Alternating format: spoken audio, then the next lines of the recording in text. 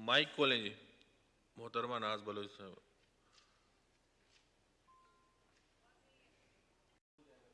जी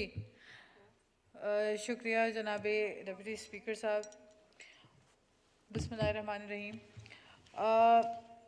speaker साहब,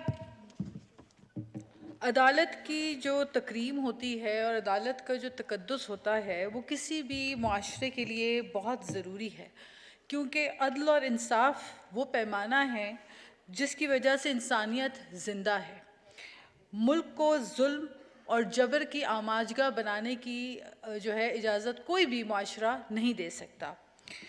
और हम जब बात इंसाफ की करते हैं तो इंसाफ कहने से नहीं, इंसाफ अमली तौर पे दिखाई देना चाहिए, और ये इंसाफ के तकाजे हैं।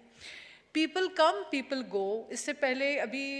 मिनिस्टर साहब ने जो तकरीर की और बिल्कुल वाज़ेह तौर पे उन्होंने चीज़ों को डिफ़ाइन किया है। लोग आते हैं, लोग जाते हैं। ये मनसब जो है ये शख्सियत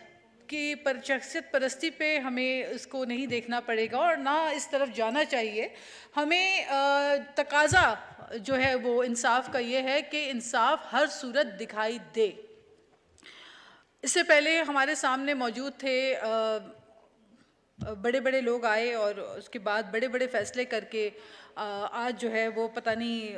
उनको तारीख़ में याद किया जाता है तो कैसे अल्फाज से याद किया जाता है वो भी सब जानते हैं। हम नहीं चाहते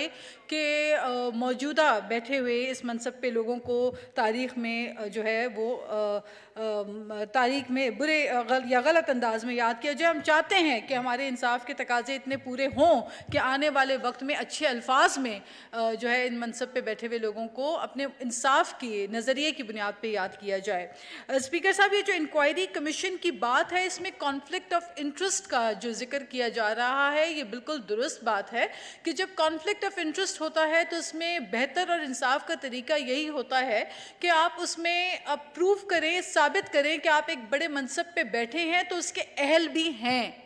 और वो साबित करने के लिए आपको इंसाफ के उन तकाज़ों के ऊपर अमल दरामद करना इतना ज़रूरी है। इंसाफ दिखना चाहिए, इंसाफ बोलना चाहिए, इंसाफ नज़र आना चाहिए। स्पीकर साहब, यहाँ पे कमीशन बनाई गई और कमीशन जो पार्लियामेंट ने स्पीकर साहब ने कमीशन बनाई और एक कमेटी बनाई, कमेटी तश्कील दी जिसमें भूटानी साहब भी जो है उनको उस कमेटी को चेयर कर रहे हैं। मुख्तलिफ हमारे मेम्बरान हैं, मैं ख़ुद उस कमेटी की मेंबर हूँ और यकीन मानिए कि हम अपनी कमेटी में हमारे इन कैमरा सेशंस भी होते रहे और मुख्तलिफ हमने सेशंस उस कमेटी के हमने बैठकर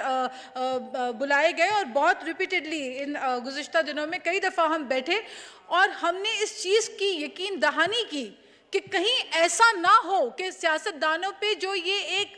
कालक पोची जाती है कि हम बायस होते हैं, कि ये तासुर ना जाए कि हमसे कोई नाइंसाफ़ी हो, कहीं हम कोई ऐसा अमल ना करें जिससे ये झलके कि हमने किसी के साथ नाइंसाफ़ी या ज़्यादती की है। हम हर चीज़ उस कानून और आइन के तहत रहते हुए, आइन के दायरे कार में रहते हुए हम अपने इस इंसाफ के तकाज़ों को पूरा करने की हर मुमकिन वो कमेटी कोशिश कर रहा है। तो फिर कैसे पॉसिबल है, कैसे मुमकिन है कि जो सीनियर जजेस पे मुश्तमिल कमीशन बनाया जाए उससे हम इंसाफ की तवक्को ना रखें? ये तो अजीब सी ही बात है कि हम अपने ही इदारों में बैठे हुए लोग ही, अपने ही जुडिशरी में बैठे हुए लोग ही अगर अपने जजेस के ऊपर और मुअज़्ज़ज़ सीनियर जजेस के ऊपर अगर जो है वो अदम इत्मीनान करें तो ये बड़ा अफसोस का मकाम है और इससे तासुर बड़ा मनफी जाता है। तो मैं समझती हूँ कि जो पार्लियामेंट ने कमेटी तश्कील दी है जो ऑडियो लीक्स के बुनियाद के ऊपर, और ये मॉरल वैल्यूज़ की बात है स्पीकर साहब, ये मॉरल ग्राउंड्स की बात है, ये मॉरल वैल्यूज़ की बात है, ये एथिक्स की बात है। माशरे में जब करप्शन कूट कूट के भर जाए और ये तासुर मिले कि ये माशरा जो है ये करप्शन की बुनियाद के ऊपर हमारा पूरा निज़ाम चल रहा है, जबकि बदनाम तो सियासतदान हो रहे होते हैं। सियासतदान कुछ नहीं भी करते तो आगे बैठे हुए बेंचेस में जो हमारे हमारे मोअज़्ज़ज़ सीनियर पार्लियामेंटेरियंस हैं, इन्होंने 2-2 साल नैब की जो है कस्टडी बर्दाश्त की है, चाहे वो खुर्शीद शाह साहब हों, चाहे वो जरदारी साहब हों, चाहे वो खुद ख्वाजा आसिफ साहब यहाँ मौजूद हैं, चाहे प्राइम मिनिस्टर साहब शहबाज शरीफ साहब हों, सब ने जो है वो ज्यादतियाँ और कई कई दिन जेलों की बर्दाश्त किए हैं, अजियतें सही, और बाद में खुदा पहाड़ निकला चूहा और वो भी मरा हुआ, यानी कि कोई चीज़ साबित ना हो सकी। तो हम तो ऐसा ना करना चाहते हैं, बल्कि इस पार्लियामेंट ने तो नैब के अंदर तरामीम किए, इस पार्लियामेंट ने तो नैब की उन शिकों में तरामीम किए, वो ड्रकोनियन नैब के लॉज जिसके तहत दूसरों को 6-6 महीना 2-2 साल गायब कर दिया जाता था, आज 14 दिन कर दिया गया है उस वक्त को, ताकि किसी के साथ नाइंसाफी ना हो। अब वो बात अलग है कि हाँफते कांपते सट पटाते और घबराते हुए जो है, अगर आपने देखा कि जिस तरह से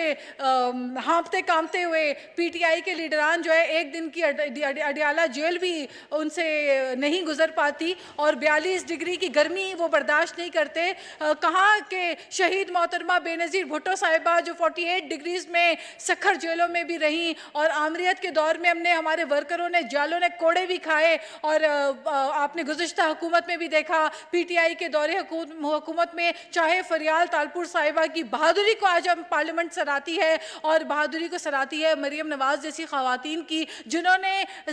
महीनों जो है वो अडियाला जेल की गर्मियां बर्दाश्त की। तो मेरा ख्याल है कि ये करने वाले, ऐसे अमल करने वाले जब खुद पे आई तो आपने उनको भागते हुए देखा, आपने उनको हाँफते कांपते हुए देखा, आपने उनको दौड़ लगाते हुए देखा, पुलिस को देखते ही ऐसे भागे जैसे कोई चोर जो है वो पुलिस को देखकर भाग रहा होता है। तो मैं समझती हूँ सियासतदान जो है वो बहादुर होता है, वो निडर होता है, वो अवाम का नुमाइंदा तभी होता है जब उसमें इतना जिगर हो, इतना हौसला हो, और लीडर जो है वो आगे खड़ा होता है। यहाँ पे तो हमने देखा कि लीडर जो है वो अगर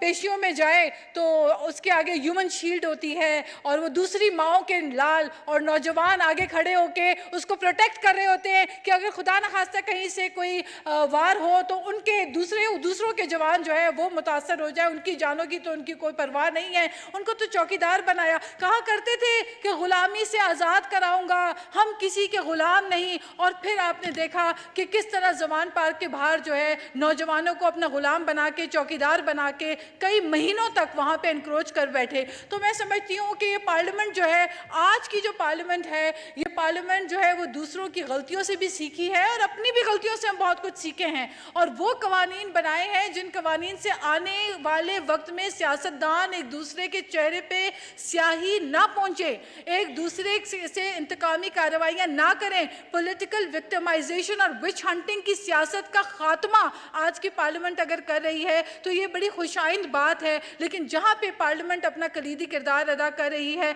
वहां पे हम ये उम्मीद रखते हैं और हम ये तवक्को रखते हैं अपने इंसाफ देने वाले उन इदारों से कि वो भी अपने फैसलों से, अपने डिसीजन से ये साबित करें कि हमारे जो इदारे हैं इंसाफ के तकाज़ों पे पूरा उतरते हैं, और कहीं पर कोई बायस अप्रोच ना आए, चाहे किसी की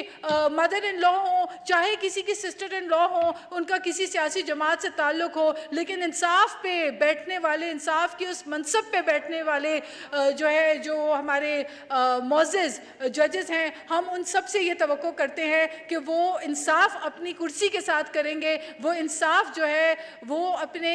मनसब के साथ करेंगे, और वो इंसाफ पाकिस्तान के साथ करेंगे, क्योंकि ये कुर्सियां, ये ओहदे आने जानी हैं, आने वाला वक्त इन चीज़ों को याद रखेगा, और ऐसे प्रेसिडेंट्स हम ना छोड़ें कि आने वाले वक्त में जो है वो ये तासुर बरकरार रहे। शुक्रिया जी, शुक्रिया शुक्रिया जी। जनाब इंजीनियर साबिर हुसैन का